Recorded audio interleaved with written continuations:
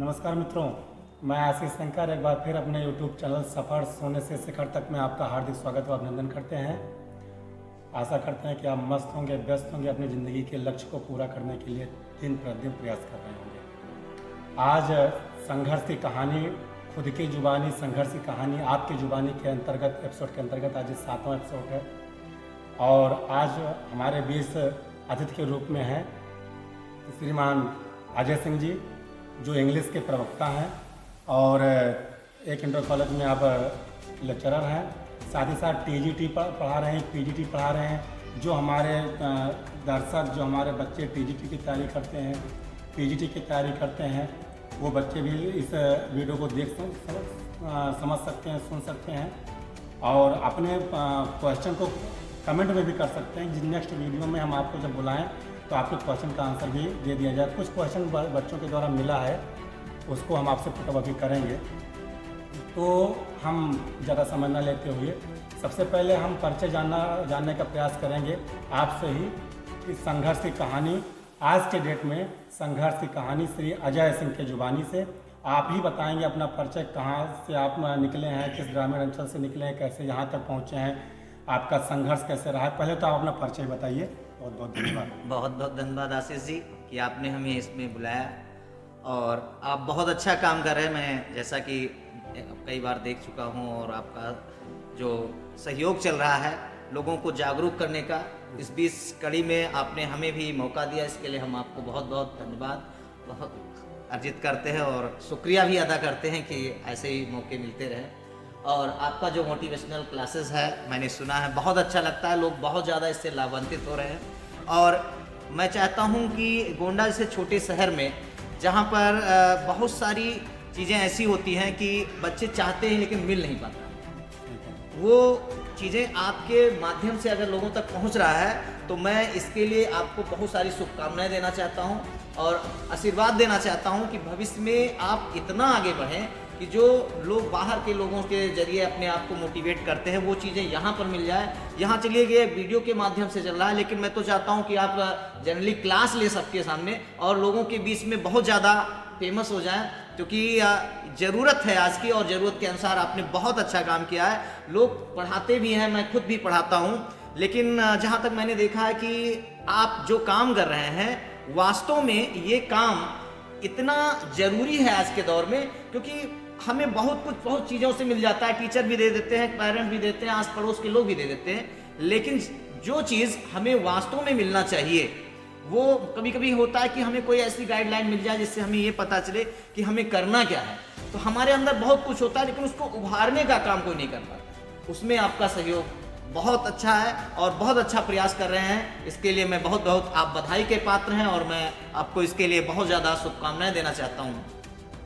मैं अजय सिंह, केसूर पहाड़वा ये समीप गांव है, कचहरी रेलवे स्टेशन के बगल में ही जुड़ा हुआ, शहर से सटा हुआ गांव है। मैं उसी गांव से बिलोंग करता हूं, सामान्य परिवार से आता हूं और जहां तक हमने देखा है कि हमारा गांव जो है, हमने पाया कि हमारे गांव शिक्षा के क्षेत्र में बहुत आगे। मैंने अपनी प्राथमिक शिक्षा जो है वो प्राइमरी से ही प्राप्त की है, 1 से लेकर 5वीं तक मैंने उस प्राथमिक विद्यालय में प्राप्त किया है। जहां आज जब मैं उस गांव में रहता हूं, उस गांव में प्राथमिक विद्यालय को देखता हूं तो थोड़ी सी दिल में एक टीस सी उमड़ती, ये कि हमारे उस विद्यालय ने, मैं आपको बताऊं कि हमारे विद्यालय जो प्राइमरी विद्यालय है उस पाठशाला में पढ़कर हमारे गाँव में एक डीएम साहब हैं श्री जगन्नाथ सिंह, जो उसी प्राइमरी विद्यालय पढ़े, वही उसी प्राइमरी में पढ़े हुए हैं। दर्शकों, जिस प्राइमरी विद्यालय की आज जगह जगह लोग उसकी तारीफ नहीं करते हैं, अपने बच्चों को नहीं डालना चाहते हैं, आप भी प्राइमरी विद्यालय से पढ़ के आए हैं, हम भी प्राइमरी विद्यालय से पढ़ के आए हैं और आप जो बता रहे हैं कि उसी प्राइमरी विद्यालय पढ़ के लोग डीएम तक हैं। बिल्कुल, उस प्राइमरी विद्यालय से डीएम ही नहीं, कई इंजीनियर, कई डॉक्टर, कई टीचर और बहुत आगे आगे क्षेत्रों में भी जा चुके हैं। तो जब मैं वही कह रहा हूँ ना कि एक टीस सी उभरती है जब मैं उस विद्यालय को देखता हूँ, जिस विद्यालय ने हमारे गांव का नाम इतना रोशन किया, जहाँ से पढ़कर बच्चे आज कहाँ से कहाँ पहुँच गए हैं। इस समय कई पीसीएस अधिकारी भी हमारे गांव में हैं, कई मतलब कह सकते हो कि हाई कोर्ट में वकील है, उसी विद्यालय के पढ़े हुए, मतलब 5th तक उसी विद्यालय में पढ़े। यानी मैं ये नहीं कहता हूँ कि प्राथमिक शिक्षा व्यवस्था सरकार के द्वारा जो दी जा रही थी वो बेकार है। आज तो और भी टैलेंटेड टीचर हैं, आज तो बहुत ज़्यादा टैलेंटेड टीचर हैं। और आज तो मैं पहले से अगर कंपेयर आज की तुलना में करूँ तो जब हम लोग पढ़ते थे तो हम लोग जैसा भी पढ़ाई किए, लेकिन मुझे याद है कि जब हम विद्यालय में जाते थे तो व्यवस्थाएं इतनी अच्छी नहीं थी। मेरा बड़ा शौक रहा कि कभी ड्रेस पहने, प्राथमिक विद्यालय में ड्रेस नहीं चला। आज जब मैं विद्यालय में ड्रेस देखता हूँ तो मुझे बहुत खुशी होती कि काश हमारे दौर में भी अगर ये होता तो ड्रेस पहनने का, जो यूनिफॉर्म पहनने का, क्योंकि वो एक अलग लुक होता है। तो प्राथमिक विद्यालय में जो हमारी शिक्षा हुई 5th तक हमने पढ़ाई की, और 5th के बाद गांव के ही विद्यालय एक जूनियर इंटर कॉलेज भी चल रहा है, जूनियर अब इंटर कॉलेज हो गया, उस समय जूनियर ही तक था, तो वहाँ मैंने 6th क्लास तक पढ़ाई की। और मैं आप सबको बताना चाहता हूँ मैं अंग्रेजी का अध्यापक हूँ, लेकिन 1 से लेकर 5वीं तक मुझे ABCD नहीं आता था। जैसा कि प्राइमरी विद्यालय में पहले पढ़ाया ही नहीं जाता, इंग्लिश पढ़ाया ही नहीं जाता था, सही कह, पढ़ाया ही नहीं जाता था। तो जब अंग्रेजी की बात आती थी तो मन में एक मतलब अलग तरीके के वो होता था कि अंग्रेजी बहुत टफ होगी, बहुत वो होगा। तो भाई जब हमने पढ़ा ही नहीं, प्राथमिक पढ़ा ही नहीं, तो हमारे लिए तो जब हमने 6 में गए तो हमने सबसे पहले जूनियर में, गांव का ही विद्यालय था, कोई शहर के विद्यालय भी नहीं थे, गांव के विद्यालय, जब हम वहाँ गए और वहाँ जब मुझे ABCD पढ़ाया गया तो मैं सच बताता हूँ कि मुझे इतना अच्छा लगा। लेकिन आप स्वयं सोचिए, अगर आज वीडियो देख रहे हैं लोग, आप सोच रहे होंगे कि मैं इंग्लिश का टीचर हूँ, 6 क्लास से ABCD पढ़ा हूँ।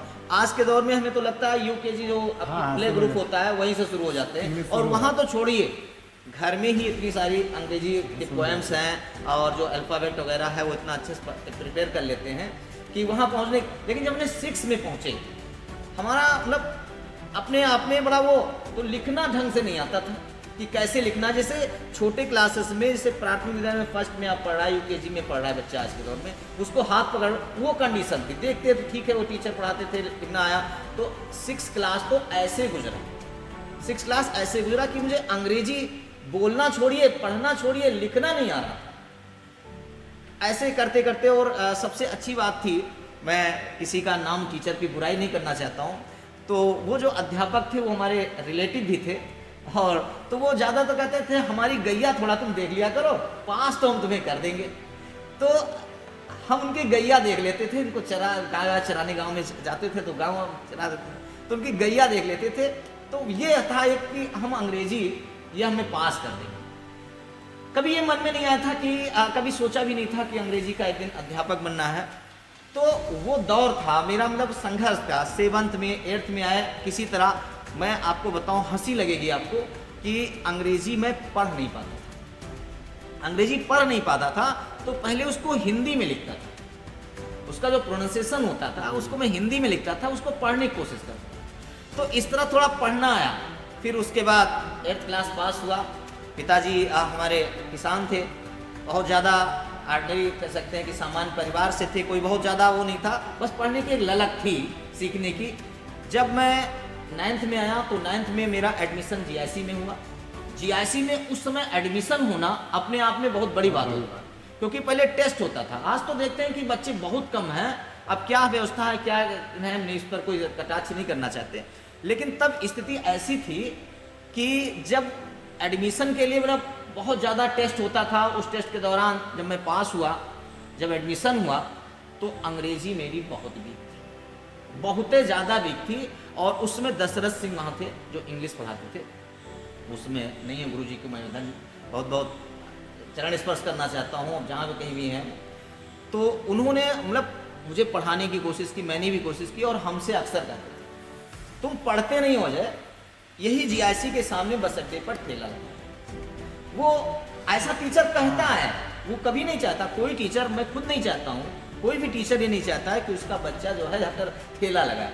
लेकिन वो ये कमेंट किया जाता है कि आपके अंदर ऐसी उत्तेजना आए कि गुरुजी ने ऐसा कहा तो कुछ अच्छा करके दिखाएं। जी जी जी, वही बात हुई थी ना कि जैसे वो बात दिल में लगे तो हम कुछ अलग नहीं, ये मुझे नहीं करना है, कुछ करके दिखाना है। और ये बात सच है कि गुरुजी की ये बात मुझे बहुत लगी। गुरुजी की मुझे बात इतनी ज़्यादा लगी कि मैंने सोच लिया कि अंग्रेजी या तो आएगी या फिर अंग्रेजी में छोड़ ही दूंगा। उसी दिन मैंने तय किया, जब उन्होंने मुझे ये कहा तो मैंने कहा कि या तो अंग्रेजी छोड़ दूंगा मैं और या फिर पढ़ ही लूँगा। उसके बाद मैंने पढ़ाना शुरू किया। उसमें कोचिंग क्लासेस थे नहीं बहुत ज़्यादा, और थे भी तो मुझे मालूम नहीं है। तो सेल्फ स्टडी गुरुजी का थोड़ा सानिध्य होता था, थोड़ा पूछ लेते थे, लेकिन उस समय डर इतना ज़्यादा गुरुजी से लोगों से होता था कि अभी मारे ना। मतलब वो पढ़ाते बहुत अच्छा थे, सब समझाते बहुत अच्छा थे, लेकिन एक डर। आज तो बच्चों में सारी फैकल्टीज़ हैं, पूछ भी सकते हैं, टीचर खुद कहता है कि आपको नहीं आता है पूछ लीजिए, और उन सब के बाद भी देख रहा हूँ आज तो व्यवस्था बहुत अच्छी है।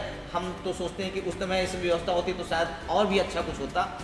तो मैंने देखा कि एक बार जो ठान लिया जाए, मैं सबसे कहूँगा कि आपका कोई भी सब्जेक्ट कमज़ोर नहीं है। आप ये मत मानिए कि मेरा ये विषय कमज़ोर है। आप एक बार ठान लीजिए, यह तो हम सब्जेक्ट की बात कर रहे हैं, जीवन में कोई भी चीज़ अगर आप एक बार ठान लेते हैं तो निश्चित रूप से, और आप पूरी तरह उस पर समर्पित हैं, पूरी निष्ठा है, पूरी ईमानदारी से आप उस पर लगे हुए हैं, तो वो चीज़ मिलेगा। तुलसीदास जी ने भी लिखा है, जा पर जेके सत्य सने हूँ सो ते ही मिले न कछ संदेह। ठीक है, तो अगर उस पर आपकी निष्ठा है, ईमानदार, आप समर्पित हैं, तो निश्चित रूप से वो चीज़ हमें मिल जाता है। तो हमारी जो अंग्रेजी कमज़ोर थी, वो अंग्रेजी आज स्ट्रांग हो गई। फिर हमने वहाँ से हाई स्कूल पास किया। फिर हाई स्कूल के बाद मुझे एनसीसी लेना था और मुझे टॉमसन में एडमिशन ले लिया। जीआईसी में शायद व्यवस्था नहीं थी या क्या था, तो पिताजी हमारे एडमिशन करवा दिए कि चलो टॉमसन में पढ़ते हैं। तो टॉमसन में हमने अपना इंटर कंप्लीट किया। बहुत अच्छी पढ़ाई रही वहाँ। हमने सानिध्य तो सबसे ज़्यादा मुझे प्रेरित किया, वहाँ मातवर सिंह उस समय प्रिंसिपल हुआ करते, मैथ के टीचर थे। उनका जो मोटिवेशन था, उनका जो क्लास में पढ़ाने का तरीका था, और एक एसपी सिंह थे, बायोलॉजी पढ़ाते थे। तो कभी कभी जब मैं क्लास लेता था, एक संतराम द्विवेदी जी करते थे, बाद में प्रिंसिपल भी बने, तो वो ज्योग्राफी पढ़ाते थे। कभी कभी जब मैं खाली बैठता था तो उनका क्लास, तो उनके क्लास ने मुझे इतना ज़्यादा प्रेरित किया कि मुझे कुछ करना है। लेकिन तब भी मैं कभी ये नहीं सोचा था कि मुझे एक दिन अंग्रेजी का अध्यापक बनना। हमारा इंटर पास हुए, ठीक ठाक नंबर से पास हुए, जिले में कुछ स्थान भी बनाया था, और उसके बाद मैं आगे की पढ़ाई के लिए लखनऊ चला गया। लखनऊ ग्रेजुएशन करने के लिए मैं लखनऊ विश्वविद्यालय में एडमिशन लिया। लखनऊ विश्वविद्यालय से हमने यूजी और पीजी दोनों किया, इंग्लिश से ही, और इंग्लिश का ही आज अध्यापक हूँ। और जहाँ तक पढ़ाने की बात है, मैं आपको एक चीज़ बात करना चाहता हूँ। पिताजी मेरे किसान थे, सारा कुछ मैनेज करते थे। हम 4 भाई हैं और सबको पढ़ाना था। तो उस समय जब मैं 9th में था, तो गांव के कुछ बच्चे मेरे पास आते थे, वैसे इधर उधर खेलते रहते थे, उनको पढ़ाता था मैं। उनसे एक पैसे नहीं लेता था, बस मेरा शौक था। तो उनको पढ़ाना शुरू किया तो मुझे अच्छा लगा, उसमें देखा बड़ा इंटरेस्ट होता है। और ये चीज़ मैं बच्चों से भी कहूँगा कि अगर आप इसमें पैसा ना कमाने को, बल्कि अगर टाइम मिलता है, अपने छोटे भाई बहन हैं या आस पड़ोस से कुछ ऐसे बच्चों को आप पढ़ाते हैं, तो आपका नॉलेज जो है वो आपका रिटेन रहेगा, बना रहेगा, वो कहीं जाता नहीं है। तो वो लाभ मुझे मिला। तो 9th से मेरे पढ़ाने की धीरे धीरे आदत ये पड़ी कि मेरे पास बच्चे आते रहे और मैं पढ़ाता रहा। मैं 9th से ही पढ़ाना शुरू कर दिया।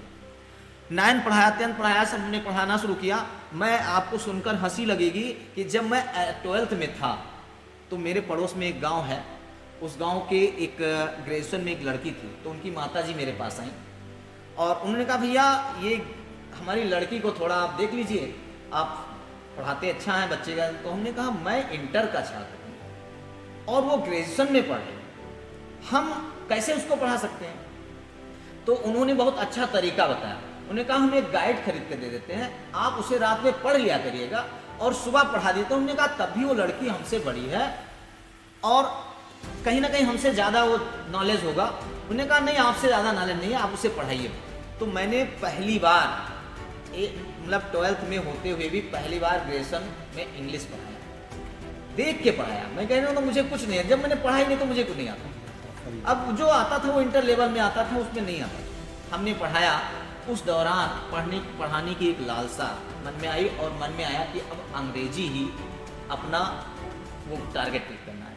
लक्ष्य हमारा दूसरा था। हम जब लखनऊ में थे तो लखनऊ में पढ़ाई के दौरान हमने पीजी का एग्ज़ाम दिया।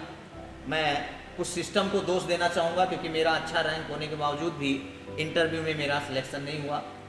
तो उसके बाद मैं गोंडा वापस आया और फिर पता नहीं क्या हुआ, 2 गवर्नमेंट, मैं किसी का नाम नहीं लूँगा, टच नहीं करूँगा, लेकिन 2 ऐसी गवर्नमेंट आई जिसने मुझे बहुत पीछे ढकेला। और उस दौरान जो सिस्टम था गवर्नमेंट का, मुझे पढ़ाई से अगर मुझे फेल कर दिया जाता तो शायद मुझे संतुष्टि होती। मैं फेल नहीं हुआ था, इंटरव्यू में फेल नहीं हुआ था, कुछ और बात थी, मैं कहना नहीं चाहूँगा, है कुछ और बात थी, वो मैं नहीं कहना चाहूँगा।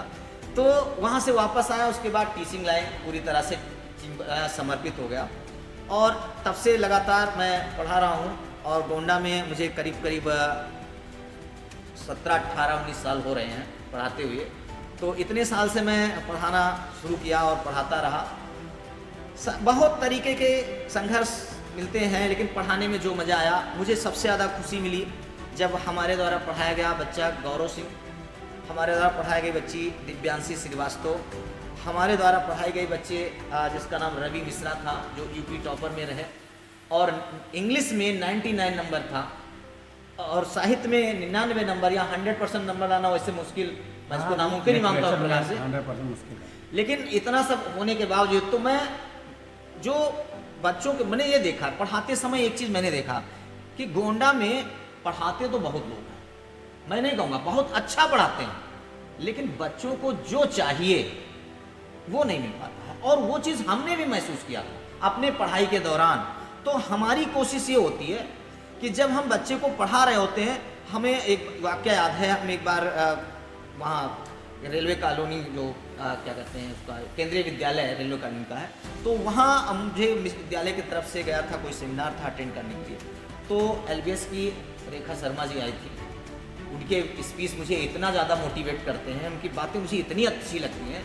तो वो मतलब अपना स्पीच दे रही थी और मैं बैठा हुआ था, तो उनकी एक बात, उनकी बात मुझे इतना घर कर गई कि अगर आप लिटरेचर पढ़ा रहे हैं, तो अगर राम को पढ़ा रहे हैं तो आप उसमें राम खुद हैं, आप सीता को पढ़ा रहे हैं, आप कृष्ण को पढ़ा रहे हैं, आप किसी कैरेक्टर को पढ़ा रहे हैं, तो वो कैरेक्टर खुद है। कि जब बच्चा सामने सुन रहा है, बच्चा सामने देख रहा है, तो वो उसको याद ना करे, वो फील करके ही ऐसा महसूस करे कि उसको वो चीज़ याद हो जाए। तो लिटरेचर पढ़ाने का मुझे, मैं कह सकता हूँ कि मैं रेखा मैम को बहुत ज़्यादा धन्यवाद देता हूँ। मैं पर्सनली उनसे नहीं पढ़ा हूँ क्योंकि मैं यहाँ पढ़ाई नहीं किया हूँ, लेकिन मैं उनसे इतना ज़्यादा, आज भी जब कभी भी उनका कहीं भी कोई स्पीच होता है, कुछ मैं देखता हूँ, तो मुझे बहुत अच्छा लगता है, बहुत ही ज़्यादा अच्छा लगता है। और उन्होंने बहुत ज़्यादा मुझे पढ़ाने के प्रति मोटिवेशन देखा है, तो मुझे रेखा शर्मा जी से उनका भी हमारे चैनल पर 3 घंटे का वीडियो 3 पार्ट में पड़ा है, डॉक्टर रेखा शर्मा जी का। जो भी देखना चाहते हैं उसको जाकर देख लेते हैं। अभी तक के बात के दौरान आपने 2-3 बातें बहुत अच्छी की। जैसे आप इंटर में थे और ग्रेजुएशन के लड़की को आपको पढ़ाना हुआ, तो पेरेंट्स ने इतना विश्वास किया और उसके बाद आप भी मतलब पढ़ाने के लिए तैयार हो गए, पढ़ाए। तो वहाँ जो एक सबसे बड़ी बात एक अध्यापक के लिए निकल के आती है, वो ये आती है कि हमारे विचार से अध्यापक के अंदर 2 गुण होना चाहिए। अगर वो 2 गुण है तो आप अध्यापक बन सकते हैं, एक कुशल अध्यापक की श्रेणी में आ जाएंगे। नॉलेज तो खैर बहुत ज़रूरी है, लेकिन यदि सैद्धांतिक भाषा को व्यवहारिक भाषा में बदल ले जाए तो एक कुशल अध्यापक माना जाएगा। बिल्कुल, ये चीज़ भले आपने गाइड को देख करके उनके पेरेंट्स ने गाइड दिया, बिल्कुल, क्योंकि मैंने स्पष्ट कहा कि मुझे आता नहीं, लेकिन आपकी जो पढ़ाने का तरीका रहा होगा, समझाने का तरीका रहा होगा, जो सैद्धांतिक भाषा में लिखा रहा होगा, उसको अपनी भाषा में आपने कन्वर्ट करके उस बच्चे को बताया होगा, या जितने बच्चे उस समय आपके साथ पढ़ रहे होंगे, वो पेरेंट्स को जो वहाँ आपसे जुड़े हैं उनको लगा कि बहुत बेहतर समझाते हैं।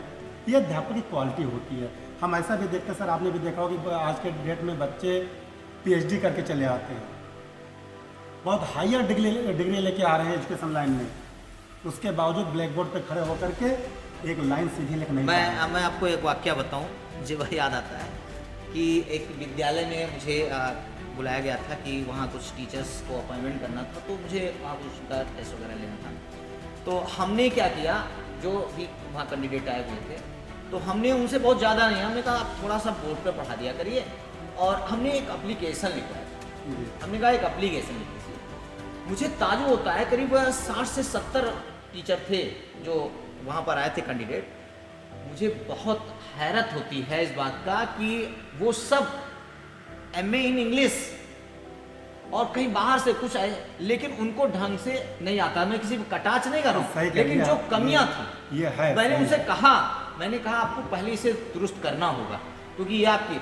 और दूसरी चीज़ क्या होता है, बहुत देखिए, बहुत बार देखा होगा, आप खुद टीचर हैं, आप पढ़ाते भी हैं, कभी कभी वैसे क्लास में बोलना बहुत बड़ी बात होती है, लेकिन जब लोग बैठे हों और उनके सामने वो सामने आना, उस सामने जो साहस की आवश्यकता होती है, वो बहुत बहुत ज़्यादा, मतलब कह सकते हैं कि उस समय इतने ज़्यादा आदमी व्यथित हो जाता है, कहने का मतलब परेशान हो जाता है। मैंने देखा एक अच्छे टीचर, कहे हम बहुत जगह पढ़ाए हुए हैं, लेकिन जब बोर्ड पर खड़े हुए तो उनकी उंगलियां कांप रही, क्योंकि वहाँ अपने आप को कितना रखना पड़ता है, कितना वहाँ मतलब कह सकते हैं कि अंदर से आपको कितना मजबूत करना पड़ता है। पढ़ाना बच्चों के सामने बोल दो, लेकिन जब आप टीचर्स को पढ़ाना हो, और मुझे ये चीज़ बड़ों लोगों को पढ़ाने का, ये चीज़ मैं लखनऊ विश्वविद्यालय में जब था, तो वहाँ एक अच्छी बात मुझे लगी कि सीनियर जो थे वो जूनियर को एक क्लास लेते थे। तो जब मैं सीनियर बना तो मुझे भी कहीं ना कहीं क्लास भेजा जाता था, ये जानते हुए कि मैं बहुत ज़्यादा, वो भी हमारी समकक्ष है, तो पढ़ाता था। तो वो बड़ों के बीच में जो खड़े होने का जो साहस है, जो खड़े होने का जज्बा कह सकते हो, या खड़े होने की जो एक प्रकार से अपने अंदर जो साहस आई, वो वहाँ से आई, मुझे वहाँ से मैंने देखा। तो ये चीज़ें निकल के आती हैं। बहुत अच्छा आपने 2-3 चीज़ कहा। देखिए हमारे दर्शक जो देख रहे हैं कि अगर आप प्रयास करना चाहें, जो अभी आपने कहा, तो कोई भी चीज़ किसी भी उम्र में सीखी जा सकती है।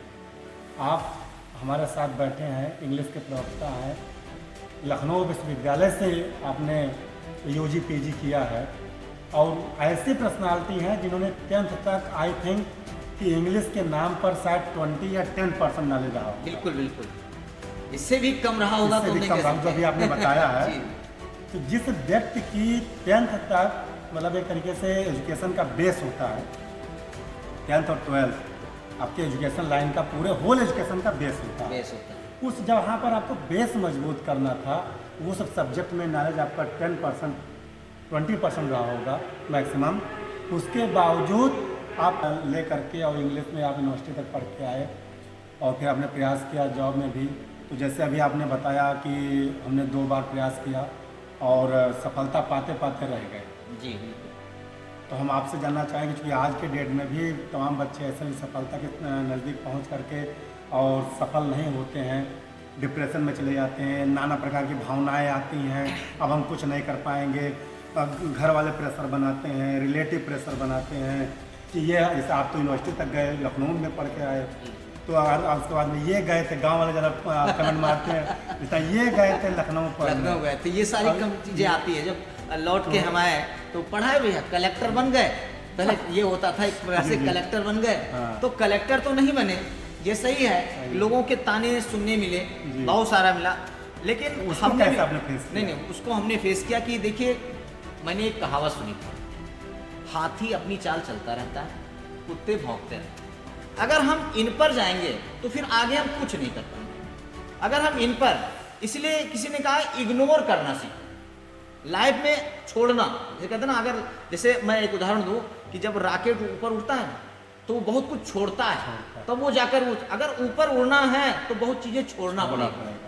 तो मैंने इन सब चीज़ों पर ध्यान नहीं देना दिया, और अगर कोई ऐसी बात कहता था तो मैं हमेशा सबसे कहूँगा कि कभी भी कहकर जवाब मत दीजिए, करके जवाब दीजिए, कह के जवाब मत दीजिए।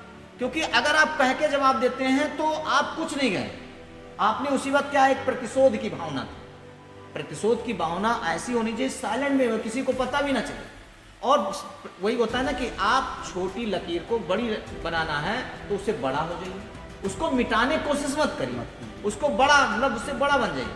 तो जो लोग मुझे कमेंट करते थे, मुझे आज बताते हुए बड़ा हंसी भी आ रही है कि एक हमारी, मतलब नाम नहीं लेंगे, वीडियो वायरल हो जाता है, तो वो एक लोग थे, तो उन्होंने मुझसे कहा कि तुम लाइफ में कुछ नहीं कर पाओगे, तुम लाइफ में कुछ नहीं कर पाओगे। और आज उनके घर का, वो हमारे घर पे आते हैं, हमारे बच्चे को देख लीजिए। तो जब वो हमारे पास आते हैं कि हमारा ये बच्चा आया इसको देख लीजिए, तो हमने कहा बहुत टीचर हैं, बहुत अच्छा पढ़ाते हैं हमारे पास, कहीं नहीं तो वो तुम ही पढ़े। तो मुझे बहुत खुशी मिलती है कि जिसने मुझसे कहा था कि तुम कुछ नहीं कर सकते हो, आज वो मेरे पास आ रहे हैं और कह रहे तुम ही कर सकते हो। तो ये चीज़ें आती है लाइफ में। जब मैं आया लखनऊ से वापस आया तो एक प्रकार से निराशा होती है भाई, जब आप प्रयास करते हैं, मेहनत करते हैं, अपने चीज़ें भी होती हैं, आप सपने के जैसे आपने कहा कि पूरा करते करते रह जाइए तो तकलीफ बहुत होती है। तकलीफ हुई, लेकिन तकलीफ रख कर क्या फायदा? डिप्रेशन में जाने से कोई लाभ नहीं हुआ, आज तक किसी को नहीं हुआ। तो डिप्रेशन में जाने की कोई आवश्यकता नहीं है। तो मैंने उसी को अपना हथियार, जो हमारे पास जो नॉलेज था, हमने उसी को पढ़ाना। मुझे बचपन, जैसे मैंने कहा 9 से पढ़ा रहा हूँ, तो पढ़ाने का जो तरीका था वो मालूम था। हमने कहा इसी को, तो मैं आपको बताऊँ, जब मैंने गोंडा में शुरू किया तो भाई गोंडा में पढ़ाई नहीं की थी, मैंने ग्रेजुएशन और पोस्ट ग्रेजुएशन नहीं किया था। तो मैंने कहता हूँ कि मेरे बहुत ज़्यादा फ्रेंड सर्किल भी रही होगी, लेकिन एक कोचिंग में मैं गया पढ़ाने के लिए। वहाँ हमने कहा कि चलो खाली बैठते हैं तो पढ़ाते हैं। तो जब उन्होंने कहा ठीक है आप पढ़ाइए, तो अगले दिन जब मैं, उन्होंने कहा कल आइएगा, आपको हम एक बैच इंटरमीडिएट का दे देते हैं, आप पढ़ाइएगा। जब मैं इंटरमीडिएट का क्लास लेने गया तो मुझे हंसी आती है। तो जब मैं गया तो वहाँ 3 बच्चे बैठे हुए थे, पूरे क्लास में 3 बच्चे बैठे हुए। तो हम गए तो तीनों बच्चों ने मुझे कोई रिस्पॉन्स नहीं दिया, वो जान ही नहीं पाए कि मैं टीचर। तो जो कोचिंग के प्रबंधक थे वो आए, बताए कि आपको आज से अंग्रेजी यही पढ़ाएंगे। तो एक लड़की दीपिका सिंह, मैं नाम लेना चाहूँगा, इसी जानकी नगर की है, दीपिका सिंह, उसने मुझे सीधे सीधे एक सवाल किया, क्या आप मुझे पढ़ा लेंगे? उसने एक सवाल किया, उसको लगा कि मैं पढ़ा नहीं पाऊंगा। तो मैंने उससे कहा बेटा मैं तो ये नहीं कह सकता हूँ कि मैं तुम्हें पढ़ा लूंगा, लेकिन एक बार पढ़ के तो देखो, बाद में आप इसका जज कर लीजिएगा, पहले पढ़ के देखो। आज मुझे बहुत खुशी है कि वो दीपिका सिंह लखनऊ में जीजीआईसी की इंग्लिश की ही लेक्चरर है, और उसके भाई बहन को भी मैंने ही पढ़ाया। मतलब उसको पढ़ाया, इंटर्न पढ़ाया, ग्रेजुएशन भी उसने किया, ग्रेजुएशन भी पढ़ाया हमने, और आज वो इंग्लिश की लेक्चरर है। और आज भी हमारा उससे कोई क्वेश्चन संबंधित कुछ होता है तो आप भी डिस्कस होता रहता है। तो आज भी जब मैं घर उसके आता हूँ या हमारे घर कभी आती है तो मेरा एक ही सवाल होता है, क्या मैंने पढ़ा लिया आपको? क्या मैंने पढ़ा लिया? तो ये ऐसी ऐसी चीज़ें होती हैं जहाँ आपको फेस करना पड़ता है। तो मैंने भी बहुत सारी चीज़ें फेस किया, प्रॉब्लम्स आती है। और जैसे मैंने कहा कि पिताजी फार्मर थे, उनके पास वो था, तो इकोनॉमिक रूप से हम कह नहीं सकते कि हम बहुत सक्षम थे, और ये भी नहीं कह सकते कि बिल्कुल हम शून्य थे, लेकिन हाँ चल रहा था। तो जब थोड़ा अर्निंग होने लगता है, तो जैसे मैंने देखा है, लेकिन मैं लोगों को सलाह दूंगा कि अगर आप अपने खर्चे के लिए पढ़ रहे हैं या आप अपने शौक के लिए पढ़ा रहे हैं तो आप पढ़ाइए। लेकिन अगर आप पढ़ाई करना, जीवन में कुछ बनना चाहते हैं, तो आप पढ़ा मतलब अर्निंग और लर्निंग दोनों ठीक नहीं है, साथ नहीं चल सकते, दोनों ठीक नहीं है। क्योंकि जब आप अर्निंग करने लगोगे तो लर्निंग से आप डाइवर्ट हो जाओगे। हाँ ठीक है, आप बहुत मेहनत करते हो सकता है मेहनत भी कर लो, लेकिन मोस्टली यही होता है जब मनी राम आने लगते हैं तो बुद्धि राम चले जाते हैं। मैं यही कहूँगा, मैं ज़्यादातर देखा हूँ, इसलिए मैं कहता हूँ आप छोटे बच्चों को पढ़ाइए, ठीक है वो है, लेकिन उसको प्रोफेशन मत बनाइए। मैंने ठीक है कि मेरा प्रोफेशन बाद में बन गया, पहले शौक था फिर बाद में प्रोफेशन हो गया, लेकिन मैं यही लोगों को सलाह दूंगा कि आप प्रोफेशन मत बनाइए। जिस क्षेत्र में भी आप जा रहे हैं, जिस क्षेत्र की भी आप तैयारी, पहले उसको तैयारी कर लीजिए, खूब मेहनत करिए। और एक चीज़ याद रखिए, मैंने देखा है कि मेहनत कभी बेकार नहीं जाती है। मैं गांव से उठकर आया, प्राइमरी से पढ़ा हुआ बंदा, जो 6 क्लास तक इंग्लिश का ABCD नहीं जानता था, आज अंग्रेजी पढ़ा रहा हूँ। आज मैं PGT की तैयारी करा रहा हूँ, TGT की तैयारी कर रहा हूँ। टेट वाले भी बच्चे जो इंग्लिश से संबंधित है आ जाते हैं मुझसे पूछने के लिए, BEd वाले बच्चे भी आ जाते हैं पूछने के लिए, मैं इनको क्लास लेता हूँ। MA तक मैं वैसे ही क्लास ले रहा हूँ। तो अब मैं ले रहा हूँ तो मैंने देखा कि जो मुझे नहीं आ रहा था, लेकिन ये क्या है, ये मेरा लगातार कि मैंने मेहनत करना है मुझे और इस चीज़ को हासिल करना है। तो मैं कहूँगा जिस भी क्षेत्र में है, जिस क्षेत्र में भी है, समर्पण, ईमानदारी, अनुशासन अगर आपके पास है तो सफलता आपका इंतजार करे, सफलता आपका इंतजार करे और आप पाएंगे। और ये एक चीज़ याद रखिए, मैंने ठीक है कि मैं लाइफ में सफल नहीं हुआ, बच्चे कहते हैं कि ठीक है आप बच्चा पढ़ाते थे, हमने कहा नहीं हो पाया। वो सवाल उठते रहते हैं, बहुत ऐसे सवाल आते हैं, लेकिन अब क्या है कि खुद को कमियां मान लो या कुछ और सिस्टम का मान लो, कुछ मान लो, मैं वहाँ कह देता हूँ ठीक है। लेकिन मैं हमेशा कहूँगा जब आप मंजिल की तरफ बढ़ रहे हैं, आपने आधे से ज़्यादा रास्ता तय कर लिया, तो वहाँ आप हताश ना हो, वहाँ आप निराश ना हो, वहाँ आप किसी तरह से डिप्रेशन में ना आए।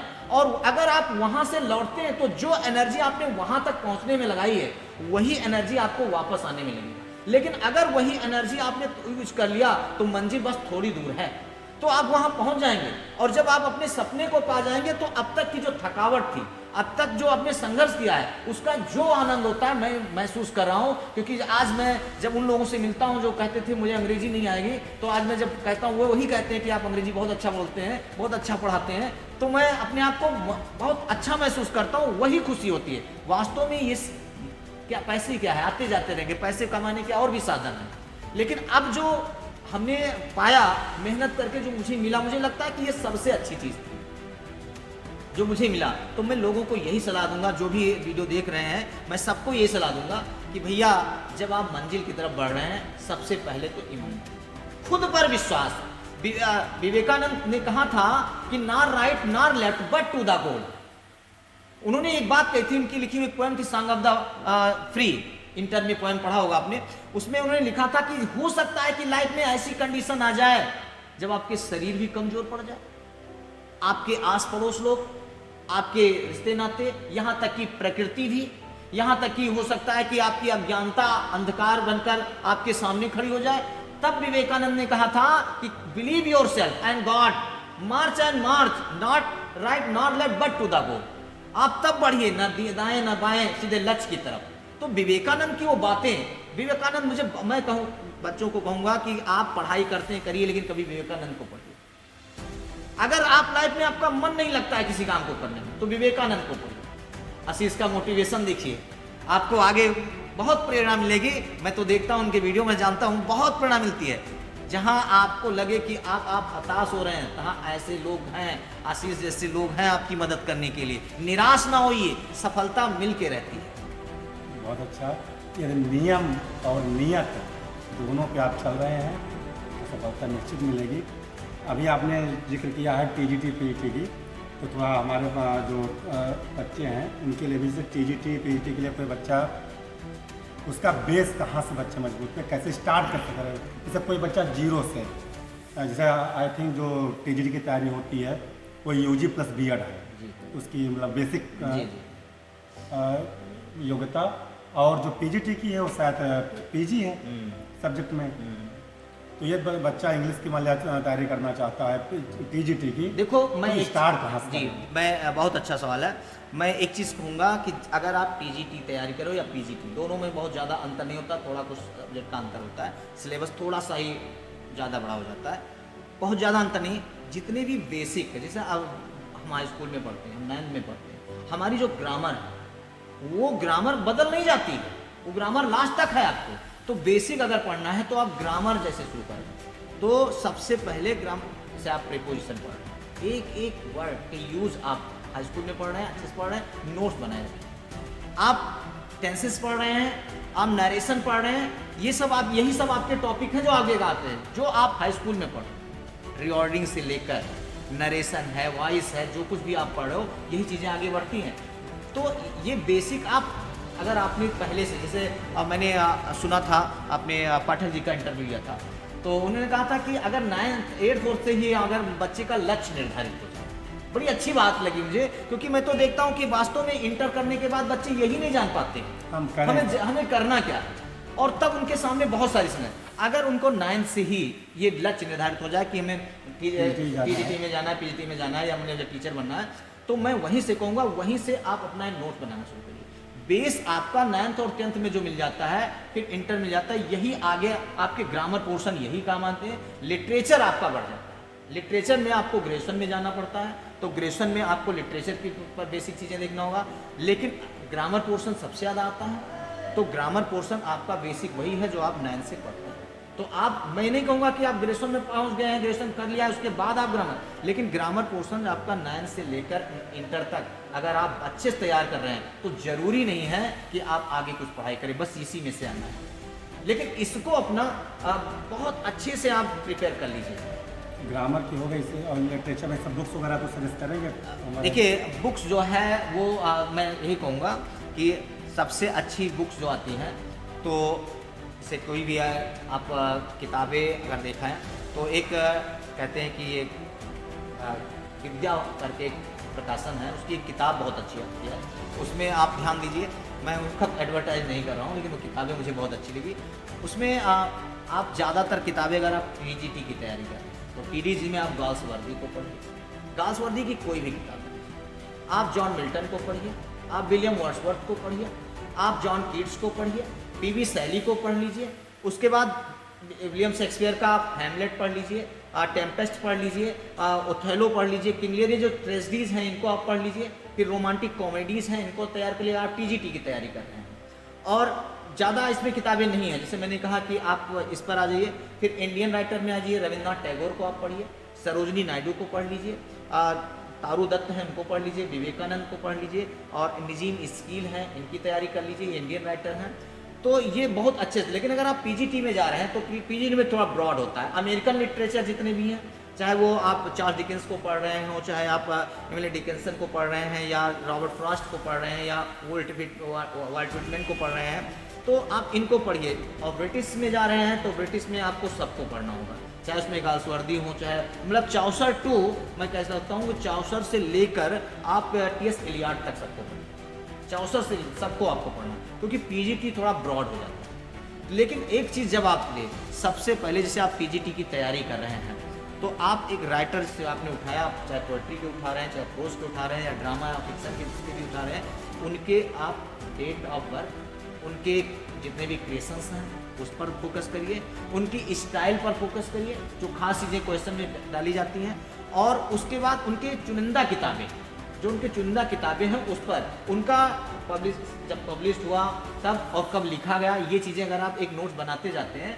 तो बहुत ज़्यादा मेहनत करने की आवश्यकता नहीं है। जैसे अगर एक टाइम मैनेज कर लिया जाए कि मुझे एक दिन में ये तैयार करना है, मुझे ये किताब उठाना इसका पूरा, और फिर जैसे उस किताब जैसे आप ड्रामा में गए तो ड्रामा में से आप हैमलेट पढ़ रहे हैं तो हैमलेट के जो मेन कोटेशंस हैं, आप ड्रामा पढ़ रहे हैं उसमें हैमलेट जो कुछ कह रहा है उसके मेन कोटेशंस को आप नोट कर लीजिए, इससे आपकी बहुत अच्छे से प्रिपरेशन हो जाती है। एक बात हम और जानना चाहेंगे, सिर्फ तमाम जो जब पीजीटी की तैयारी करने के लिए जो बच्चे होते हैं तो तमाम बच्चों की शादियाँ हो जाती हैं, तमाम लड़कियां की शादी हो जाती हैं, तो वो लोग घर बैठ कर के कोचिंग नहीं कर पाती हैं या क्लास नहीं ले पाती हैं, तो क्या आप जिस तरह तैयारी कराते हैं तो क्या आपके पास कोई नोट्स सजेस्ट करेंगे, या कोई नोट्स आप सेल्फ बनवाते हैं जिसको हम प्रोवाइड करवा दें बच्चों को, तो जैसे वो कहीं ना कहीं क्वालिफाई कर जाएँ? जी बिल्कुल, मैं जब पढ़ाता हूँ तो नोट्स बच्चों के पास उपलब्ध भी है, हमारे पास भी उपलब्ध है, मैं बिल्कुल ऐसे नोट्स उपलब्ध करा सकता हूँ। ये सब हमने इसलिए पूछा कि तमाम हमारे पास ऐसे बच्चे जुड़े हुए हैं, यदि वो संपर्क आपसे करना चाहें तो क्या उनकी आप किस प्रकार से हेल्प कर सकते हैं उसके लिए? देखिए, कभी भी आप हमारा नंबर ले लीजिए, कभी, और हमारा पता भी है कोचिंग हमारी कहाँ है, तो आप संपर्क करिए, बच्चे मिले, उनको हम नोट्स अगर वो घर पे ही रहकर पढ़ना चाहते हैं, जो गाइडलाइन हम देना चाहते हैं वो हम दे सकते हैं। हाँ, वो नोट्स भी हमको उपलब्ध करवा देंगे, और उपलब्ध फ्री ऑफ कास्ट करवा देंगे। उसमें वो नहीं है कि आप तैयारी कर लीजिए, अरे कम से कम इसी बहाने गोंडा आगे बढ़े। अब इधर जो लगातार जब IAS विशेष में लोगों का नाम आ रहा है तो बड़ा, वो ज्योति चौरसिया, मुझे सौभाग्य है कि मैंने उसको 9th और 10th में पढ़ाया था, तो 2009 की बात है, मैंने उसको पढ़ाया था। एक ऐसी पर्सनालिटी हमारे साथ बैठी है कि जो ज्योति चौरसिया, जो अभी 2022 का PCS रिजल्ट आया है उसमें 21वें रैंक है लड़की की, उसको भी सर ने 9th 10th पढ़ाया है, और 9th 10th वो टीचर पढ़ाए हैं जिन्होंने अभी अपने मुख से बताया है कि मुझे इंग्लिश बहुत पुअर थी। तो जो व्यक्ति गांव से चल करके और जब ठान लिया तब ठान लिया, और वहाँ तक पहुँच करके, और आपके पढ़ाए हुए, आपके अच्छे विचार की वजह से, आपके पढ़ाने के तरीके से आज लड़कियाँ IAS PCS भी बन रही हैं, तो आपको उसके लिए बहुत बहुत धन्यवाद, पूरे गोंडा तरफ से आपको धन्यवाद देंगे। तो वही, तो बच्चे अगर आपसे संपर्क करते हैं तो नोट्स वगैरह आप बिल्कुल उपलब्ध करा देंगे, और अगर बच्चे कोचिंग भी आपके आना चाहे तो कोचिंग अभी थोड़ा हमारे गार्जियन को बता दीजिए कहाँ कोचिंग कैसे है। देखिए, अभी तो कोचिंग हमारी साई मंदिर जो है रामलीला मैदान के पास, उसके पीछे चलती है, जी, तो वहाँ पर संपर्क कर सकते हैं, हमारा नंबर है, आप उस पर संपर्क कर सकते हैं। तो हम कोशिश करेंगे कि आपके लिए हम ज़्यादा से ज़्यादा जो व्यवस्था कर पाएँ, और मुझे बहुत खुशी होती है कि चलो ठीक है, जो काम हम नहीं करते हैं, लेकिन जब बच्चे आगे बढ़ते हैं, करते हैं, तो मुझे बहुत खुशी मिलती है। बहुत टीचर को सबसे ज़्यादा खुशी इसी बात की मिलती है कि जब कोई अपना बच्चा आगे बढ़ रहा हो, और इससे ज़्यादा कुछ नहीं होती है।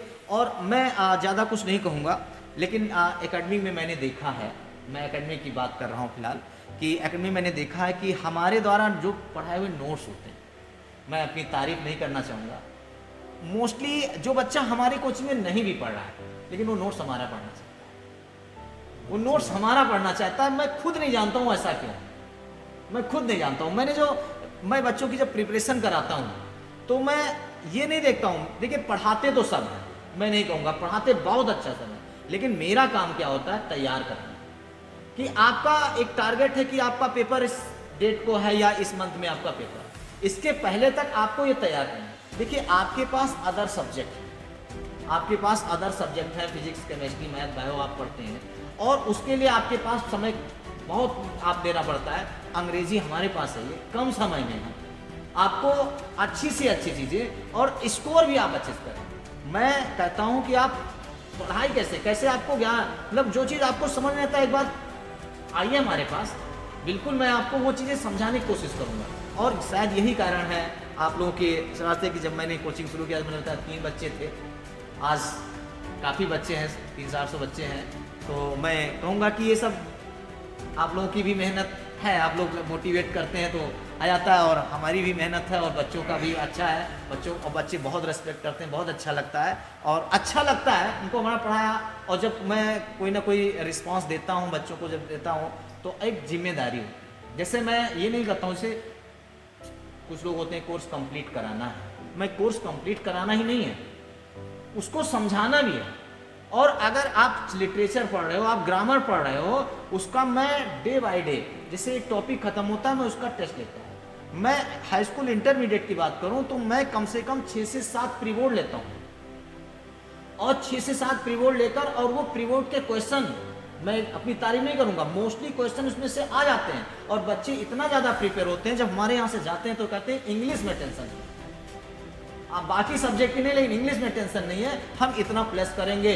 और इस बार मैं खुद कर रहा हूँ, इस बार मेरे यहाँ 98% गया है हाईएस्ट, इस बार भी इंग्लिश में है। तो बच्चों की मेहनत है, बच्चे मेहनत भी करते हैं, और मैं बच्चों को एक सलाह दूंगा कि देखिए जो भी समय है आपके पास उसका उपयोग करिए, ये सोशल मीडिया से थोड़ी सी दूरी बनाइए, हाँ यूज़ करिए, जब तक उसका जहाँ तक यूज है उसको यूज़ करिए, लेकिन मैं थोड़ा ये कहूँगा कि ये सिर्फ उस समय जब आप और चीज़ों से बोर हो। पढ़ाई मैं कहूँगा बिल्कुल आपका माइंड थोड़ी देर के फ्रेश होना चाहिए।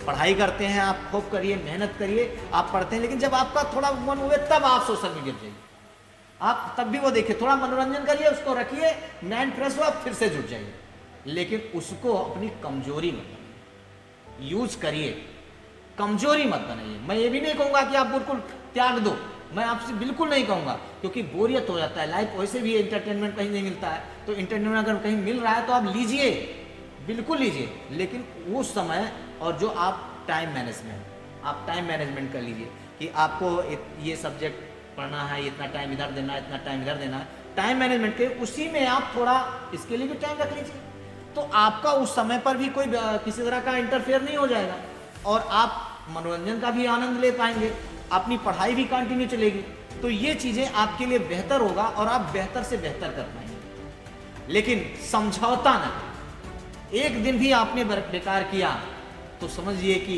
वो दिन आपकी लाइफ में दोबारा रिटर्न नहीं होना। टाइम इज वेरी प्रीशियस, और ये मत सोचिए कि समस्या नहीं आती। एक राइटर है अंग्रेजी में, रिचर्ड स्टील, उन्होंने कहा था प्रॉब्लम्स गिव्स न्यू होप, समस्या नए समस्या को जन्म देती है।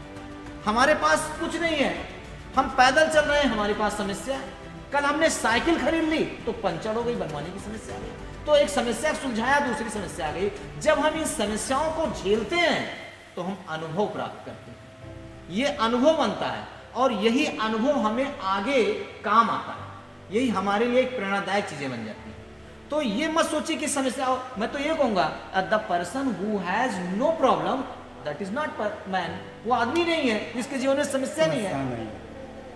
अरे भाई, जैसे कोई कहीं आता है उसके पीछे एक रीजन है, आप ये तो नहीं है कि आप घर से चले, रास्ते में गड्ढे थे तो आप लौट गए। अरे भाई, आपको कोचिंग जाना है, आपको स्कूल जाना है, आपको क्लास लेना है, तो क्या आप उसे रास्ता बदल देंगे? लेकिन छोड़ेंगे नहीं ना। तो आप जिस लक्ष्य की तरफ जा रहे हैं, प्रॉब्लम आया तो छोड़ देंगे? नहीं, रिटर्न मत होइए। आप बाइक से जा रहे हैं, रास्ते में चेकिंग लगी, आप गली से निकल लेते हैं, क्या आप लौट आते हैं? नहीं लौटते हैं। तो ऐसी ये समस्याएं हैं जो जीवन में आएंगी, और आएंगी जब आप उनको पार करेंगे तभी आप पाएंगे। और जैसे मैं छोटी छोटी चीज़ों का उदाहरण देता हूँ कि अगर ये छोटी चीज़ें आती हैं कि हमारे पास तो हम लौटते नहीं हैं, तो ऐसे ही जब आप किसी लक्ष्य की तरफ बढ़ रहे हैं, समस्याएं आएंगी, बिल्कुल आएंगी, बिल्कुल आएंगी, लेकिन उन समस्याओं पर आपको विजय प्राप्त करना है। और जब जिस दिन आपने विजय प्राप्त कर लिया तो वो आपके जीवन का अनुभव बन जाएगा और दूसरे के लिए मार्गदर्शन बन जाएगा। आप दूसरे को बताएंगे तो वही चीजें आपको सफलता के सोपान पर धीरे धीरे चढ़ाएगी और एक दिन गगनचुंबी इमारत पर सफलता के पहुंच जाएंगे। बहुत अच्छा। इसमें एक चीज़ और है, आपसे पूछना चाहेंगे कि आज के डेट में जो हमारे नए युवा हैं, जो न्यू स्टूडेंट हैं, न्यू जनरेशन के, ये बाईपास रास्ता बहुत ढूंढते हैं, ये बहुत जल्दी सफलता चाहते हैं। जी, मैं क्लास में अक्सर बोलता हूँ कि मान लीजिए हम आपको तुम्हें पेपर दे दिया, मैंने तुम्हें पेपर दे दिया और कहा भैया ये इस बार इंटरमीडिएट या हाई स्कूल का पेपर है और यही आएगा और यही पढ़ डालिए, और एग्जाम देने गए और आपका वही आया, ऐसी बात है आप 100% स्कोर कर गए, आप टॉप कर गए। लेकिन किसी बंदे ने आपसे पूछ लिया कि भैया उस सब्जेक्ट में उस चैप्टर का नाम क्या है, टू डोंट नो। आजकल लोग इंपॉर्टेंट चीजें देखते हैं, शॉर्टकट, वो आपको एक समय के लिए सफलता दिला सकता है लेकिन लाइफ में आपको आगे नहीं बढ़ा सकता। तो शॉर्टकट तरीका ठीक है, लेकिन शॉर्टकट तरीका ठीक है लेकिन वो लॉन्ग टर्म के लिए ठीक नहीं है। थोड़े समय के लिए इंपॉर्टेंट मिल गया, ठीक है, बच्चे लोग कहते हैं गुरुजी इसमें इंपॉर्टेंट बता दीजिए, ये अरे मैं पढ़ा रहा हूँ, इंपॉर्टेंट ही तो पढ़ा रहा हूँ। अब उसमें इंपॉर्टेंट विद्या क्वेश्चन बैंक लाते हैं और कहते हैं इसमें इंपॉर्टेंट बता दो। अब भैया वो खुद इंपॉर्टेंट बनाए हैं, उसमें हम क्या इंपॉर्टेंट बता दें? अब उसमें इंपॉर्टेंट टिक कर दो। अरे तुम यही क्वेश्चन अगर आएगा यही कर दो तो तुम पास तो हो जाओगे, लेकिन क्या लाइफ में कोई कंपटीशन बीट कर पाओगे? जब वहां आपको आएगा तो अगर लाइफ में हमें आगे बढ़ना है तो ये शॉर्टकट तरीका छोड़ना पड़ेगा, ये छोड़ना पड़ेगा। इससे सफलता एक समय के लिए खुशी मिल सकती है लेकिन लॉन्ग टर्म समय के लिए खुशी नहीं मिल सकती है। तो मैं कहूँगा यदि जिंदगी में आपको सफल होना है, सफलता चाहिए, तो डीप नॉलेज हर क्षेत्र में आपको, हर क्षेत्र में, एवरी एरिया, बाईपास कम रास्ता चुनिए तो बेहतर होगा आपके लिए। ये भी चीज़ें हैं। अच्छा है, जैसे जो अभी आपने कहा उस पर थोड़ा सा बस बहुत छोटा ही सारांश आपसे लेना चाहेंगे कि जो आपके साथ हुआ है कि बहुत देर में इंग्लिश आपको समझ आने लगी। आज के डेट में भी ऐसे करीब 40% स्टूडेंट हैं जिनकी इंग्लिश बहुत कम आती है। अब वो पता चला कि टीटी तैयारी करने पहुंच गए हैं, अब उनको 30 नंबर का ही इंग्लिश जानना। मैं आपको एक वाक्य सुनाऊँ। एक लड़का हमारे यहाँ पढ़ता था तो उसकी अंग्रेजी बहुत अच्छी थी और मैं आपको बताऊँ कि 98 नंबर था उसका। तो मैं पहले जब फर्स्ट पेपर और सेकंड पेपर दोनों होते हैं, ग्रामर पोर्शन में वो 50 को पेपर, ये स्थिति थी उसकी, बहुत अच्छा। तो एक दिन वो आया और कहा कि सर वो पापा को कुछ काम है। तो हमने कहा बताइए। लेकिन पापा जो है हमारे शिक्षा मित्र हैं और उनका पास नहीं हो पा रहा, थोड़ी आप मदद कर देंगे?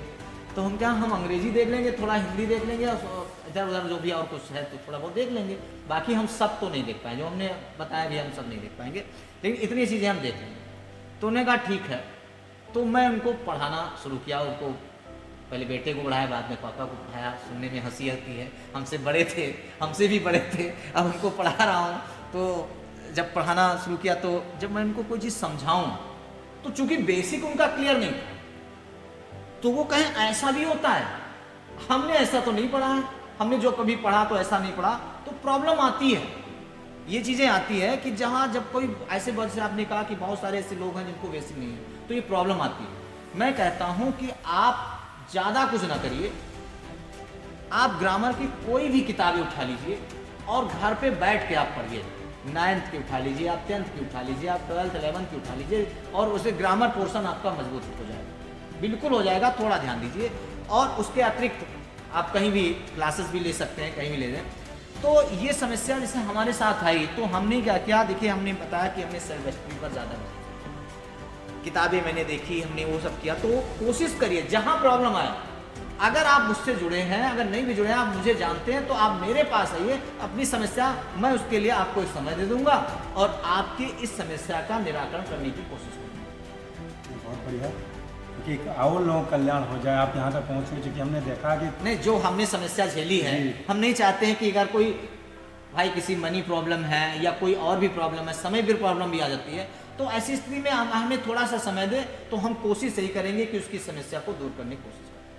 अच्छा, इंटरमीडिएट पर भी अच्छे बोर्ड एग्जाम देते हैं, प्लस टीजीटी पीजीटी का भी लिए एक बड़ा एग्जाम होता है, तो थोड़ा थोड़ा लाइट डाल दीजिए कि अगर बच्चा इंटरमीडिएट में है तो इंग्लिश के प्रति अगर वो कितना समय दे, या कंपटीशन में टीजीटी पीजीटी की तैयारी कर रहा है तो कितना टाइम वो अगर पढ़ ले। देखो, पढ़ाई जैसे इंटरमीडिएट में कर रहा है, मैं फिर करूँगा इंटरमीडिएट, अगर वो आर्ट फैकल्टी का है तो उसके लिए अंग्रेजी सबसे ज़्यादा महत्व। हम ये नहीं कहेंगे कि और सब्जेक्ट खराब है या और सब्जेक्ट कमज़ोर मतलब होता है या बहुत टफ होता है, लेकिन अगर वो साइंस फैकल्टी है तो वो ज़्यादा समय देते हैं, मैथ में देते हैं, बायोलॉजी में देते हैं, या कहते हैं फिजिक्स और केमिस्ट्री में दे रहे हैं। बिल्कुल दीजिए। आप इंग्लिश को पर डे अनवरत, मतलब लगातार कंटिन्यू जरूरी है। 1 घंटे भी अगर आप पढ़ेंगे किसी भी समय, तो आपकी अंग्रेजी कमज़ोर नहीं होगी। इंटरमीडिएट तक के स्टूडेंट की बात कि अगर आप 1 घंटे कंटिन्यू दे रहे हैं, आप अन्य सब्जेक्ट को कितना समय देते हैं दैट इज नॉट मैटर, लेकिन 1 घंटे भी आप पर डे दे रहे हैं, ईमानदारी से देना एक होता है कि दे रहे हैं, एक होता है ईमानदारी से, तो आपकी प्रिपरेशन बहुत अच्छी। मैं तो क्लास में भी कहता हूँ कि आप यहाँ पढ़ते हो, आप जाओ आधा घंटा 1 घंटा जो भी है वही दे दो, इससे ज़्यादा मैं आपसे ज़रूरत नहीं है, लेकिन इससे आप बहुत बेहतर कर पाएंगे। बाकी आप अपने सब्जेक्ट को खूब समझ लीजिए। लेकिन अगर आप पीजीटी पीजीटी की टाइम देना है तो कम से कम 5 से 6 घंटे, 5 से 6 घंटे आपको देना ही पड़ेगा। और उसमें भी आप टाइम एक टेबल बनाइए, टाइम मैनेजमेंट करिए कि हमें ये समय ग्रामर को देना है, इसमें हमें लिटरेचर में देना है तो लिटरेचर में हमें फिक्शन को देना है, या हमें ड्रामा को देना है, या फिर हम प्रोज को दे रहे हैं, या हम पोएट्री को दे रहे हैं, तो किस में देना है, तो उसका भी एक टाइम कि हम चलिए आज एक वीक वाइज बना लीजिए कि इस वीक में हमारा फिक्शन है तो फिक्शन को हम इतना तैयार कर लेंगे, हमें ये टॉपिक इस सप्ताह में निपटा देना है, तो खत्म करना है। तो जब आपके सामने टारगेट होता है तो आपका मन ज़्यादा लगता है। ये 1 हफ्ते टाइम है और within 1 week we have to prepare it. 1 महीने में मुझे क्या करना है, इसको तैयार करना है, 1 हफ्ते में मुझे तैयार करना है। तो जब हमारे पास टाइम मैनेजमेंट होता है तो तैयारी बहुत बेहतर होती है। लेकिन अगर टाइम मैनेजमेंट नहीं है, पढ़ रहे हैं और उसके बाद सिलेबस पहले ध्यान दो, हमारा आता क्या है, प्रीवियस ईयर के आप क्वेश्चंस देख लीजिए क्या क्या आता है, क्वेश्चंस कैसे आते हैं, तो आपकी तैयारी करने में आपको बहुत मदद मिलेगी। लेकिन हवा में तीर मत चलिए, ये सब पढ़ लेंगे, ये कर लेंगे, ऐसा नहीं होगा। उसको टाइम मैनेजमेंट करिए, आप एक टाइम बनाइए, आप एक चीज़ फिक्शन है, ड्रामा है, हमने कहा शॉर्ट स्टोरीज है या प्रोज पोएट्री, आप जो भी उठाते हो तो उसका एक टाइम बनाइए और उसी के अनुसार आप प्रिपेयर करिए। बहुत कम समय में बहुत अच्छे से तैयारी कर सकते हैं। एक छोटा सा क्वेश्चन आपसे आखिरी लेंगे कि आज के डेट में बच्चों का सबका बच्चों का क्वेश्चन है कि पढ़ने में मन नहीं लगता है। देखिए, पढ़ने में मन नहीं लगता है तो जब आपका पढ़ने में मन ना लगे, जब भी आपका पढ़ना जरूरी है, हाँ, पढ़ने में मन ना लगे तो एक बार 5 मिनट के लिए, 2 मिनट के लिए, 1 मिनट के लिए खुद से सवाल करिए, हम करेंगे क्या?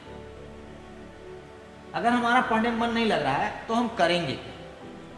और जब हमारे पास ये आएगा, अपने अंदर एक डर पैदा करिए। आस पड़ोस देखिए कि अगर हम पढ़ेंगे नहीं तो क्या होगा, उसके रिजल्ट पर देखिए, तो निश्चित रूप से जब आपके सामने उसका परिणाम दिखाई देने लगेगा तो कहीं ना कहीं आपके अंदर जब डर आएगा तो आप पढ़ने में आपका कहीं ना कहीं मन लगने लगेगा। खुद को डराइए, खुद को डराइए। जब तक आपके अंदर डर नहीं होगा तो आप कुछ कर नहीं पाएंगे। और आजकल ये होता है, ये हो जाएगा, ऐसे कर लेंगे, ऐसे नहीं होता है। और पढ़ाई में मन ना लगने के पीछे, भाई आप गाना सुनते हो, आपका तो मन लगता है क्योंकि आपने दिलचस्पी नहीं पैदा करी, इंटरेस्ट नहीं पैदा करी। पढ़ाई में इंटरेस्ट, आप 1 घंटा पढ़िए, 1 घंटे को आप इंटरेस्टिंग बनाइए।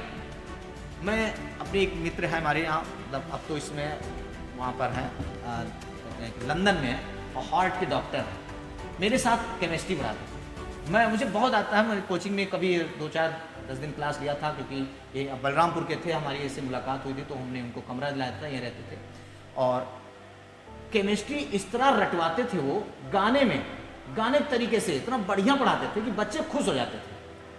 तो कहने का मतलब है, कोई भी चीज़ अगर आप पढ़ रहे हो, थोड़ा इंटरेस्ट पैदा करिए, पढ़ने मन लगेगा। कैसे नहीं लगेगा? पढ़ने मन लगे। अब तो जैसे मैंने कहा, डर पैदा करिए, इंटरेस्ट पैदा करिए, और ये सोचिए कि अगर हम ऐसा नहीं कर रहे हैं तो इसका क्या परिणाम होगा, फिर हम करेंगे क्या। खुद से सवाल करिए। अक्सर हम सवाल दूसरों से करते हैं, कभी खुद से सवाल करिए। तो एक डर आएगा, तो जब डर आएगा तो फिर हो सकता है आपका मन लगने लगे, और बिल्कुल लगेगा। और फिर अगर तब भी मन नहीं लगता है, मैं ओझा जी की एक बात याद करता हूँ, योग निद्रा करिए। योग निद्रा करिए, बहुत फायदा होता है। मैंने खुद देखा है, इसका लाभ होता है। और मैं बच्चों को क्लास में बोलता रहता हूँ कि आप ऐसे करिए, थोड़ी देर के लिए आप मोटिवेशन, तो क्या कहते हैं उसमें, कंसंट्रेशन अगर आपका स्ट्रांग नहीं हो रहा तो आप मेडिटेशन में आ जाइए। थोड़ी देर मेडिटेशन करिए, 1 मिनट 2 मिनट जितने भी करिए, आपका लगेगा, बिल्कुल लगेगा। और थोड़ा ऐसे लोगों से दूरियां बनाइए जो आपको, मैं कहता हूँ, आपका वो दुश्मन नहीं है जो आपको चोट पहुँचा रहा है। आपका दुश्मन सबसे बड़ा वो है जो आपको कैरियर बनवा रहा है। भाई जो दुश्मन बाहर है, जो आप पर मार कर रहे हैं, अटैक कर रहे हैं, वो दुश्मन नहीं है, वो सिर्फ शारीरिक हानि पहुंचा सकते हैं। लेकिन आपका वो सबसे बड़ा शत्रु है जो आपके पास होते हुए भी आपके कैरियर को चौपट कर रहा है। तो उससे दूरी बना लीजिए, उससे उतने मतलब रखिए जितना हो, तो शायद आप बहुत आगे बढ़ जाएंगे। क्योंकि वो सिर्फ एक दिन की जिंदगी बर्बाद करेगा, ये पूरी लाइफ चौपट कर रहा है। हर उस चीज से दूरी बना लीजिए जो आपके सफलता में बाधा बन रही हो, उस सबसे दूरी बना लीजिए, आप सफलता मिलकर रहेगी और आपका मन भी लगेगा। बहुत बढ़िया बात आपने बताई कि मित्रता सोच के कीजिए। मित्र खराब नहीं होते, मैंने फिर कहा, लेकिन हर वो चीज जो आपके कैरियर में, क्योंकि ये पूरी जिंदगी बर्बाद कर रहा है, ये एक दिन बर्बाद नहीं हो रहा, पूरी कैरियर बर्बाद हो रहा है। क्योंकि जब यहाँ बर्बाद होगा तो होल लाइफ भी हम सोचेंगे। तो यहाँ उन चीजों से दूरी बना लीजिए, और निश्चित रूप से आप मैं कभी नहीं कहूँगा मित्रता खराब होती है, मित्रता बहुत अच्छी है। लेकिन अगर वो नुकसानदायक, मैंने फिर कहा कि अगर आपके कैरियर में कोई भी चीज बाधा बन रही है तो उससे आप, मैंने शुरुआत में कहा, इग्नोर करिए, उसे इग्नोर करिए, दूरी बनाइए, definitely you will be successful. बहुत अच्छा लगा आपसे मिलकर के, और आप हमारे YouTube चैनल को सब्सक्राइब कर लीजिएगा। ऐसे संघर्ष की कहानी सुनने के लिए अभी हम पार्ट 2 भी आपका लेके आएंगे, क्योंकि अभी बच्चों से हम कमेंट लेंगे, क्वेश्चन लेंगे, उसका पार्ट 2 भी आपको देखना है। और अगर आपको अच्छा लगा हो तो कमेंट करके हमें बताइएगा। हम एक बार फिर अपने YouTube चैनल सफ़र शून्य से शिखर तक में हम को देखने वाले, सब्सक्राइब करने वाले सभी दर्शकों का बहुत बहुत धन्यवाद। जय हिंद। लेकिन हम आपका भी बहुत बहुत धन्यवाद करेंगे कि बात फिर मौका दीजिए। जी जी। और हम अपने जो भी होगा, हम और जो आप काम कर रहे हो, जी जी, ये बहुत बहुत बड़ा काम है। मतलब कहने में या देखने में छोटा लग सकता हो, लेकिन बहुत बड़ा काम है। क्योंकि जब हम थे, अब इधर ऐसी कोई प्लेटफॉर्म हम लोगों को मिलता तो शायद हम कहीं लोग और आगे जाते। तो मैं इसके लिए बहुत ज़्यादा आपका शुक्रगुजार हूँ कि आप ऐसे काम को अंजाम दे रहे हैं, और आप बधाई के पात्र हैं, आप प्रशंसा के पात्र हैं। और मैं क्या कहूँ कि मेरे पास शब्द नहीं है आपकी तारीफ करने के लिए। बहुत बहुत धन्यवाद। लेकिन आप ऐसे काम करते रहे और बहुत आगे बढ़े, और गोंडा को आप बहुत ऊंचे तक ले जाएंगे, क्योंकि आपका जो सपना है वो साकार जी है। सर, यही हमारा उद्देश्य है कि पता नहीं किसके जीवन के किस विचार से हमारे किस बच्चे का जीवन बदल जाए। हम यही प्रयास करते हैं। इस चैनल के माध्यम से आप लोगों को बुलाते हैं।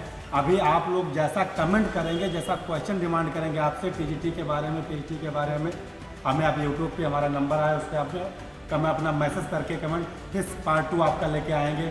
और आपका ही कमेंट हमें उत्साहित करता है, आगे बढ़ाता है। बहुत बहुत धन्यवाद। जय हिंद, जय भारत। धन्यवाद आपको भी। आइए सर।